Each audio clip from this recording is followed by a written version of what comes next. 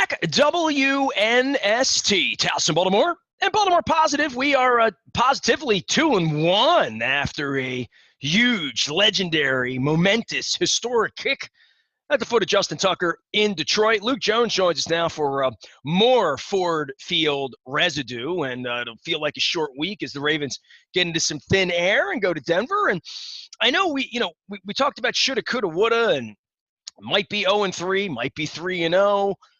Where all of this resides is that it's not going to be as easy as it was two years ago, right? It's not going to be 2nd and 2. It's not going to be 10-play drives. It's not going to be Lamar left, Lamar right.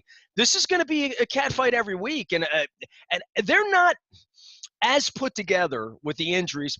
I don't think they're a 13 or a 12 win, whatever the magic number is that would make them a division champion. I'm not sure they're good enough, but I do know that they've been fortunate so far, very fortunate. Well, they've been fortunate, but they've also shown a really impressive resolve. No one gave them a chance in week 2. We've talked about the injuries and the bad luck, bad COVID situation this past week, and they've come to play. And all right, not that anyone should be celebrating a win over the Detroit Lions because it's the Lions, and we saw many examples on Sunday why they're a team that is never any good. But at the same time, you do give them credit for what they did in week 2, and you just said it. I'm not ready to say that they can't be that team that's much closer to where they were 2 years ago. Because keep in mind, that team 2 years ago didn't really find its stride until late October. That mid-October game win over the Seahawks that really kind of sparked them to just start boat racing teams and really just become a dominant team at that point. So you never really know. But when you're looking at this from a week-to-week standpoint, it is a reminder of how small that margin for error is in this league anyway. And then when you consider 10, 11 notable guys on IR, I know it's 15, but some of those guys were guys that weren't going to make the team at any point. But still, that many guys on IR, that many guys missing on Sunday due to being on the COVID list, you get to a point, that breaking point. You and I talked about it. I know you talked with Brian Billick recently about next man up, how there's some truth to it, but it does get to a certain point where it's just, it's just lip service, because you can't have a 53-man roster of quality starters. That's just not the way it works. So, this is a team that's figuring it out. I think Sunday was another example of a team that's trying to find itself. We've seen a defense now that has played really well for stretches and very poorly for stretches, and that once again showed up on Sunday. I would say this: they haven't really been a team. You know what I mean? They have not. They never went out constructed in August in the way that Eric designed them to be, and John dreamed it to be, and Roman and Wink said, "These are my parts." All of a sudden, hey, Wink, go out on Sunday. Play without Metabike, play without Peters, play without Brandon Williams. Just go on and on and on. And then offensively, obviously, everything that's happened to the running back position. The kid who we drafted, a wide receiver that I've forgotten his name because we haven't heard him. You know what I mean? I don't know when Bateman's coming, but whenever. Nick Boyle's another situation. Ronnie Stanley didn't. So you just go down the list of who these guys are, and you would say if this were the team back in April, May, June, we'd be talking about this team as maybe a 500 team. We'd be thinking about them more like the Raiders or more like the Dolphins or more like one of those middling teams than we do an elite team that we think in the lines of Kansas City or Buffalo or the better teams in the division. You just beat Kansas City with this team. So to say that you can't win, of course they can win. You use boat racing as a term. I don't think they're capable of that right now because I don't think they have the players. And I think they were capable of that in April, May, and June, and all of that gusto we had for how good they were going to be. 2-1's acceptable. We expected them to be 2-1. We kind of expected them to lose at Kansas City. They didn't, right? Road games are tough. They're going to play the third and fourth 4 weeks this week. Out in Denver, where it's always tough, and they're a better team than we thought they were. But you can say the Ravens are a better team than maybe we thought they would be on paper at 2-1 at this point, and they've obviously had a 66-yard field goal that doinked and went in. But as they're constructed, they have to go play, another 14 football games, as comprised. And I think over the long haul, if they had to play with the cast that they had on the field Sunday, they would have a hard time beating the Lions by a yard on a 66-yard kick. Sure, sure. And I mean, that's so much of what you mentioned. If that all happens over the course of a full season, that's not atypical. But it happening over the course of a month, I mean, literally, we're talking, it's been a month since J.K. Dobbins was lost for the season. That was what, August 28th was the preseason finale against Washington. So you consider how much they've lost since then in terms of players. Guys on the COVID list that are going to be back, but you didn't have them on Sunday. But it's also a reminder, you just said it, they have 14 games to go. How much more attrition are they going to endure? They're going to lose at least a couple more guys along the way. I mean, if they're that's going to just play 14 games with Al Villanueva at left tackle and whoever McCary, whatever, like right. I keep thinking about adding that up. Same thing with Peters. You take these guys out for a game, fine, you can beat the Lions. You take them out for a game, you can surprise the Chiefs. Take them out for a season and start adding up 40, 60 snaps a week every week and replacing that. And hey, with Freeman and they got Bell waiting in the wings and Murray ran the ball. They've had capable fill-ins. I don't know that Al Villanueva is going to be a capable fill-in for Ronnie Stanley. I think when you start taking $15 million cornerbacks out of this thing and Marcus Peters, you're not going to find that in the 5th round from A&M. You're just not. Well, you just said the word capable. That's not what's winning you Super Bowls, right? You need exceptional to win the Super Bowl. And we talked about this when they lost Ronnie Stanley last year, and we're going to see how this plays out. I mean, I think it's evident now that he's missed 2 straight games since the opener. I'm not expecting him to be back on the practice field Wednesday and all is well. I'm not saying he's done for the year either, but there's definitely some concern. And as well as Villanueva may have played Sunday night against Kansas City, I think we saw him have a few more issues in Detroit, including on Lamar Jackson's touchdown pass to Duvernay. I mean, Villanueva was almost in Lamar Jackson's grill as he threw it. It was a great concentration play by Jackson. But when you lose those elite, exceptional players that are, let's face it, taking up a significant portion of your salary cap when you're talking about your left tackle, you're talking about one of your Pro Bowl caliber corners, that's not to say you can't find adequate, solid, even good replacements. But starting with the Dobbins injury, which we talked about at the time, for me, it's all about looking at the ceiling, looking at the potential of a roster, of a football team, when you're losing guys that have special traits in the way that I thought Dobbins had that for the running backs. Marcus Peters clearly has that with his ability to take the ball away. And Ronnie Stanley, when healthy, and whenever that's going to be, who knows, one of the best tackles, if not the best left tackle in the NFL. So it just makes things that much more difficult for you. Not to say you can't overcome it. I mean, look at the 2012 Ravens, some of the players they lost over the course of that season. They won a Super Bowl. Look at the 2008 Ravens, injuries that team had and guys that were playing corner at the end of the year compared to the beginning of the year. So those types of things are going to happen. You'll lose some guys along the way, but again, losing so many in the first month, as much as you'd like to think the law of averages will work out for you in the end, just because a coin flips heads a certain number of times doesn't mean that it's going to just be tails the rest of the way. I mean, that's not the way it works. So, and we saw that even on Sunday, Dalen Hayes goes down, Deshaun Elliott goes down with a quad injury, even though he tried to come back and then exited. So you hope that's not anything overly serious, but you just lose these guys along the way. Throw COVID into the mix, throw just the idea that the Ravens running the football, we've talked about that in a vacuum. That's not as valuable as throwing the ball. But you said it with Devontae Freeman and Latavius Murray and Tyson Williams, who I was a little surprised that he didn't get more touches than he got on Sunday. That was a little surprising to me. I get wanting to get the veterans involved, but Tyson Williams, to me, as a younger guy, has a little more potential juice, in terms of making some big plays for you in the running game. But that style in and of itself, other than the insane ability that Lamar Jackson has running the football, but also weighing how many times you want him to do that over the course of a game, over the course of a month, over the course of a full season, it does put you in a position where, that margin for error, going back to it, it's just, it's not quite as fine, or it's not quite as robust for them. And even look at Sunday. I mean, they move the ball. I mean, you look at their yards per play, they move the ball quite well, but look how poor they were on third down specifically. Whether it's a penalty that puts them in second and long and it just gets you off schedule, whether it's drops, as we saw with Marquise Brown on multiple occasions.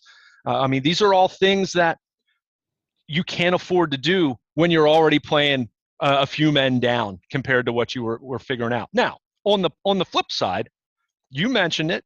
Nick Boyle should be back at some point. I don't know if it's going to be this week, but should be back at some point. Same with Rashad Bateman. Clearly we know how important Nick Boyle's blocking has been for this offensive line, for this running game. So that's someone that you're planning to get back. You hope to get Ronnie Stanley back at some point. Bateman, again, is a wild card that I know they really liked. And when he was on the practice field in the spring and the early summer, he looked a part of a guy that could help them. Not saying he's going to be a bona fide number one. That's too early to know that. But so you do have some potential upside returning for you. That's why it's so important for them right now to be winning these games, even though they're not playing at their best. Calais Campbell said it after Sunday's game. This is a guy who's been in the league for 14 years. He's been on good teams. He's been on really bad teams over the course of his career. But he said how valuable it is to find ways to win when you really feel like you're not playing close to your best. And I think it's fair to say that, especially on the defensive side of the ball. How Jekyll and Hyde it's been. They played so well in the first half, so poorly in the second half. Kansas City, so poorly over the first three quarters, played great football in the fourth quarter. Well, you couldn't really expect them to have a pass rush on Sunday with everybody missing, right? And then you're going to cover your ass off on the backside. Shutting down the tight end was probably something. And to be really honest, they were their own worst enemy, especially on offense, dropping the ball. If you're going to drop touchdown passes, you're going to find yourself down 2 points to the Lions late in the day at a 1 o'clock sleepy game. The Hollywood Brown part of this and the part where everything gets executed and Lamar even throws the ball on the dime, that's how you lose football games. And that's very, very hard to replicate when you get that wrong. And they got it wrong a lot on Sunday, and they needed a 66-yard field goal to save their ass. Yeah, there's no question. And I'd even say, you mentioned the drop passes defensively. How about just tackling? And look, Khalil McKenzie or Christian Welch was on the field for one snap at inside linebacker. But my point is, established starters were missing tackles on Sunday. Now, we're not talking about Broderick Washington, who's playing a lot more because Matabike and Brandon Williams aren't in there, or Khalil McKenzie playing more because he's elevated because they need defensive linemen. Dude, it was a little bit like that Pittsburgh game last year. Like, who are these guys? Yeah. It really was. Especially squad game is what I called it. With the front seven, let's take a look. I have the snap counts in front of me right now. You go down the list. Calais Campbell played 47 snaps. He played 75% of their snaps on Sunday. There should be a rule when you're over 30, you shouldn't play more than 30 plays. Whatever your age is, that's, I'm not saying 47's outrageous for him, but typically you'd like him to be not at 75% of their snaps. But, who else did you trust up front? Justin Ellis played 40 snaps. That's a lot for a nose tackle. It really is, especially one who's not used to being a starter. Broderick Washington, 36 snaps. He plays nowhere near that under normal circumstances. Khalil McKenzie had 15 snaps. You go down the list of guys that ended up playing a whole lot with that front, and then look at outside linebacker. We mentioned they lose Dalen Hayes. Adafe Owe plays 50 of 63 snaps. Now, we saw him play a high percentage of snaps against Kansas City. I think they want him on the field that much, and he's a rookie, he's young, he's healthy. So that's not out of the ordinary. I think you're going to continue to see him play a lot. He might be their best player in the end, right? In the end, they think he might be a Suggsy kind of guy that's going to be around for a while, and a guy they want to get out there and let him run around. He's going to learn more out there running around, aside from being tired the way Calais Campbell would be, right? Yeah. The thing with Owe that we've talked about from day one, as much as the focus was on, he didn't have any sacks at Penn State last year, he plays the run really well. He sets a really good edge. You saw the big run play he made with the strip of Edwards-Helaire in the Kansas City game. He's wide, game. He's strong. He's all of that. But the fact that when you can play the run and set the edge, you're going to play. Now, clearly you want him to develop more sophisticated pass rushing moves, and that's going to be the big question with him. He's raw. I mean, he's a guy, he's only played football for 5 years. He didn't start playing football till his junior year of high school. So you're talking about an absolute freak of a specimen from a physical standpoint, but he's still learning the game. And the thing you love about him is he's got a hell of a work ethic. It was last week. The Ravens practiced inside the Friday before the Kansas City game. I want to say it was the Friday. I'm not 100% sure, but the point is, media wrapped up, practice had concluded probably 15, 20 minutes before that. As you know, going from the field house back to the media room in Owings Mills, you're walking outside kind of along the perimeter of the building, and Odafe always out there hitting the bag by himself. I mean, there was one staffer there, but you see him, whether it's him working with Justin Houston, tutoring him, he wants to be great. And he's got that work ethic that makes you think, wow, this guy, I don't know what his ceiling is. I don't know if he's going to be the next Khalil Mack, but he's going to be as good as he's capable of being because he cares and he's working his butt off.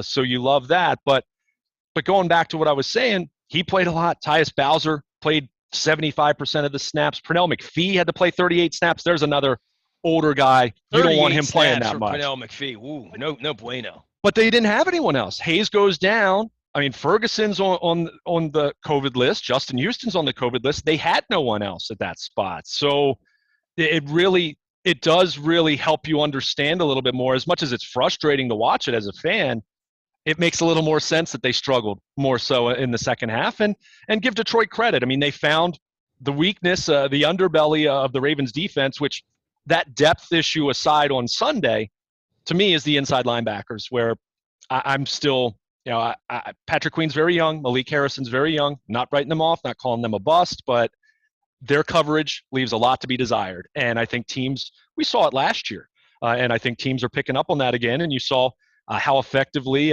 they used DeAndre Swift as a receiver out of the backfield.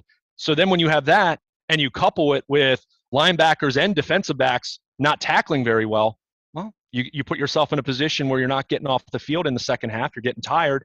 And an offense that looked pretty much inept in the first half suddenly scores a couple touchdowns and then drives and kicks the go-ahead field goal. And to your point, you need a 66-yard field goal then to win. So there was a lot to unpack from this game. I mean, the euphoria of Tucker making the kick. And look, the Ravens have nothing to apologize about. It's a road win. You never take that for granted. And to your point, that's why what they did 2 years ago and even last year in the weird COVID world, they played really well on the road. But what did that mean with no fans in the stands? But it's difficult to win in this league on the road. And when you make mistakes like they did on Sunday, on top of that, it leaves a lesser team in the game and gives them a chance and puts you in a position where you might need to do something extraordinary on Sunday. And, well, the Ravens have that extraordinary kicker, and he reminded everyone that even though they haven't needed him to quite the same dramatic degree these last couple years as they did before, I mean, this guy's twice the team MVP. I mean, it's a reflection on his greatness and also how underwhelming their offense was for years, right? But luckily for them, they had Justin Tucker on Sunday, and he proved to be the ultimate difference with a kick I'm still amazed about as we're talking about it. Getting further and further removed from Sunday afternoon. Luke Jones is here. He is Baltimore. Luke, want to remind everybody the Maryland Crab Cake Tour presented by the Maryland Lottery, Let Yourself Play, comes on Friday to Towson, back to the homeland. Not underneath the WNST tower, but pretty close. We're going to be at Nacho Mama's in Towson, broadcasting from the Scunny Room right around 2 o'clock on Friday afternoon. Just trying to have a pre-happy hour, late liquid lunch Friday afternoon with the legendary crab cake at Nacho Mama's and Mama's on the half shell. Next Friday, the 8th, we are at Coco's down in Lauraville with our mayor, Brandon Scott. Been trying to put this one together for 6 months. Masks on, masks off, indoor, outdoor. The mayor runs into me around town, wants to do it, so we're going to be doing it on the 8th at Coco's. It's all presented by our friends at the Maryland Lottery. Also our friends at Royal Farms, real fresh, real fast. Axl Rose and Slash were not real fast, though. 3.5 hours of rock and roll and Sweet Child of Mine. Little Justin Tucker kicking victory party at the Rofo Arena on Sunday night. I've been rolling through the Midwest, checking out the Rolling Stones and the Eagles, but we'll be back. Ravens are heading to Denver this weekend. Luke, I want to go around the league just a minute here and talk about The one thing on Tucker that eventually they were going to kick a 66, 67, 71, whatever that they were going to give him a chance to do that. So he does this. Now we go to Denver this weekend. I think at Elam. And honest to God, the Tom Dempsey record sat forever, right? Like it just sat forever and ever and ever. And you wondered, when you're a kid and it happened, it was 1973, it happened. And that I remembered it happening, and it was never, no one was ever going to kick a ball that far. And a guy didn't even have like a real foot, right? The issue with that is the opportunity to kick it, right? Like not whether you would let your kicker kick 165 yards, because plenty of people have tried it, right? At the end of the game, it's desperation. You don't have a guy that can throw the ball into the end zone.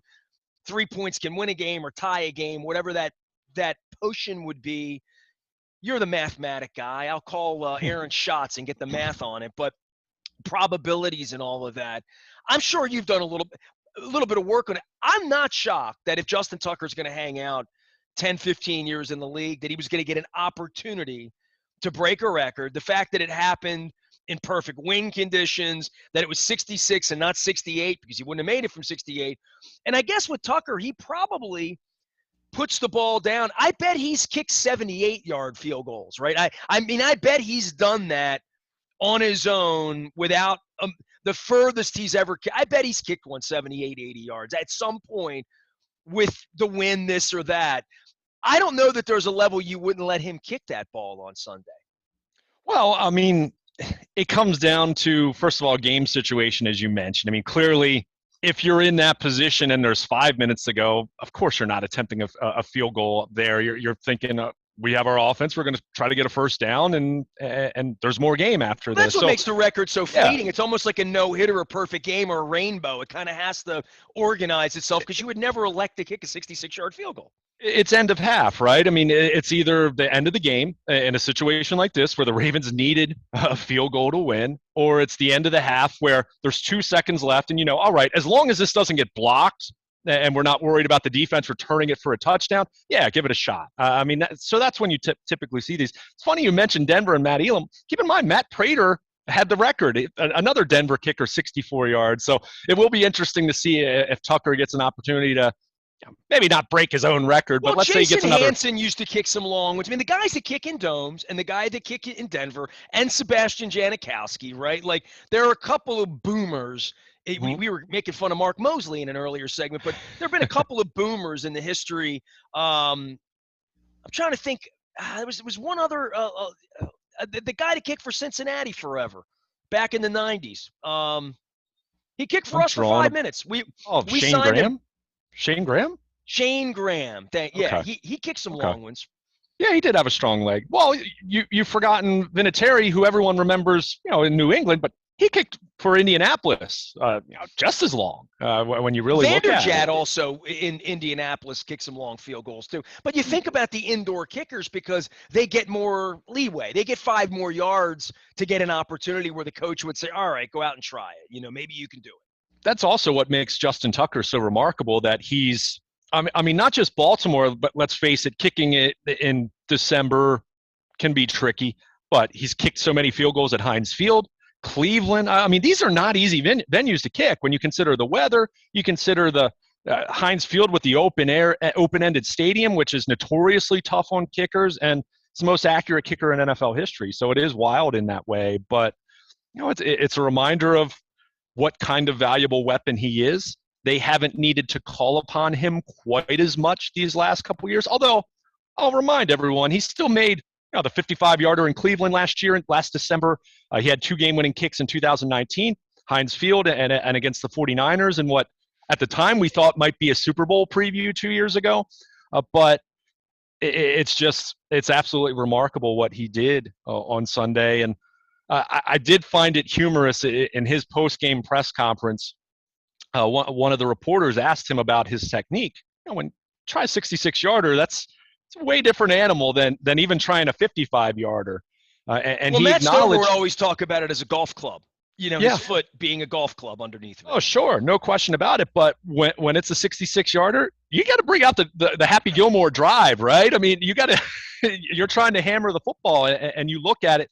He took a little crow hop, he stepped back, and he really used his kickoff technique. And he joked about it and said, As I'm becoming a more and more of a dinosaur in this league at age 31, he said he has to put a little more force into it for those especially long kicks, those especially long tries. So it was interesting to go back and look at it and see that he took a little crow hop, looked like Cedric Mullins in center field, winding up to try to throw someone out at third base. But I mean, it was remarkable. We'll see what happens in Denver. I mean, this is a Broncos team that, I get it, their schedule has not exactly been imposing, but they've played well defensively. And Teddy Bridgewater is playing really efficient football, and they've got the running game going a little more. And I mean, this is a Ravens team. I mean, we talk about the Ravens pitching a shutout against the lowly Lions for a little while. It's very difficult to do, and they pitch the shutout. So, like, I'm looking at the Broncos as being more formidable than maybe we thought. Hey, Chargers beat the Chiefs. We got them in a couple of weeks, right? I know the Colts might not be much, but you look at the Bengals now this month. We're going to play them again. So this home stretch that comes in, these are better football teams than maybe we thought when the schedule came out. No question about it. And I mean, you still look at the second half of the season with all the AFC North games, of course. Now, we've talked about this. Ben Roethlisberger's not looking good, and he didn't look good last year, and it's looking worse this year. Now, I still believe in that defense when they're fully right. They had some guys missing on Sunday, but you lose at home to the Cincinnati Bengals in the way that they did. They're no longer a contender. They've moved. They've jumped the shark. They're not a playoff team now. I'm not burying them yet, but boy, it's not looking good for them. And this is weird territory for a Mike Tomlin team to be in. And to me, it still comes down to, I mean, what was it, a 4th and 10 play at one point in that game, and Ben Roethlisberger throws the ball 5 yards behind the line of scrimmage? I mean, what is that? I mean, that's not the guy that's the Hall of Fame quarterback who's won a couple Super Bowls. Can he find a better version of himself at this point in his career? Maybe, but it's not looking good. It's looking a lot like it did at the end of last season for him. And when the Steelers fell apart. So you said he won a couple of Super Bowls, and I had to think, oh yeah, unfortunately, I only give him credit for one. Like I didn't watch the celebration either time. So yeah. Yeah, I could understand that, but on the flip side of that, as much as you might be ready to be queuing up the fat lady to sing about the Steelers, well, the Bengals are looking. I mean, not saying they're great, but hey, you go into Pittsburgh and you win in that fashion, and Joe Burrow doing what he's doing, and maybe that defense is a little bit better than it's been the last couple of years, and they certainly have weapons in the passing game if they can protect Burrow at all. Do those matchups look a little more challenging? So the point is, whenever the schedule comes out in May, we always have these preconceived notions based on what happened last year. And how often do we see it's not last year anymore? Yeah, you have teams that were really good last year that suddenly look a little more vulnerable. I mean, you mentioned it. Kansas City's 1-2, and their defense clearly has issues, and their offense, which I think will be fine in the big picture, but it's a new offensive line, much like the Ravens, trying to figure things out in that way. And they've been more. They haven't been nearly as fine, nearly as efficient as they were the last few years. So, this league is weird in that way, and that's why it's a week-to-week thing. Everyone was ready to bury the Ravens after week 1. Everyone was ready to put the Ravens in the Super Bowl after week 2. And then in week 3, when you need the best kicker in the universe to kick a record field goal just to avoid a loss against the lowly Detroit Lions, I think it's a reminder to pump the brakes. It's week to week. Get some guys back this week. You hope some of these guys on IR will be back sooner rather than later, and try to figure some things out, because there were clearly some things that didn't go well when you talk about the drops, you talk about the defense in the second half and the poor tackling. And I'd even they're still trying to figure out this running game. I mean, let's face it, there wasn't a whole lot of running room other than Lamar Jackson getting loose once or twice. Between the tackles and the backs carrying the ball, wasn't a whole lot to write home about. And that was a defense missing Jamie Collins, missing Trey Flowers on the edge. Some other edge guys were banged up. So that's a Detroit Lions defense that wasn't exactly highly thought of and was less than 100%. And, well, you look at the numbers for the Ravens running backs, they didn't find a whole lot of room on Sunday. So, again, a reminder that it's such a week-to-week league. Because of what happened in week 1, that doesn't mean something else is going to happen in week 2. I mean, it really is – all these games are their own entity, and that's why it's so fun. We said it. Ravens are 2-1. You'll take that. They're literally a play away from being 3-0. They're literally a play each in these last two games of being 0-3. And just imagine how that would feel compared to where they are right now. So it's why the NFL's the most popular sport by a wide, wide margin because of the weekly theater. And, as much as you try to think you know things, you're usually made to be foolish more often than not the following week.